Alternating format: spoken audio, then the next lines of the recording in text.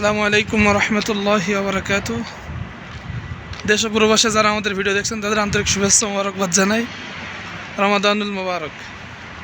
আমরা এমন এক কোম্পানিতে কাজ করি, কোম্পানি আমাদের আগে খেজুর দিত ইফতার করার জন্য, এখন তাও দেয় না।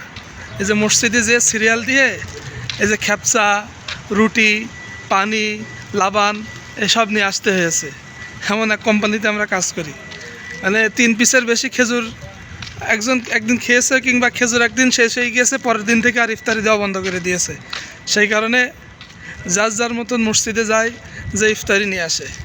সেজন্য যারা প্রবাসে থাকবেন অবশ্যই আপনাদের কাছে আহ্বান জানাবো, ভেবেচিন্তে প্রবাসে আসবেন।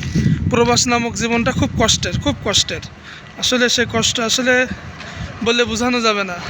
যাই হোক, আশা করি সবাই ভালো থাকবেন, আমাদের জন্য দোয়া করবেন। আল্লাহ রাব্বুল আলামিন আমাদের যেন রমাদানের সকল ইবাদত বন্দেগী যেন কবুল করেন, এবং সারা বিশ্বের মুসলমানদের যেন আল্লাহ রাব্বুল আলামিন মাফ করে দেন। আসসালামু আলাইকুম ওয়া রাহমাতুল্লাহি ওয়া বারাকাতুহু।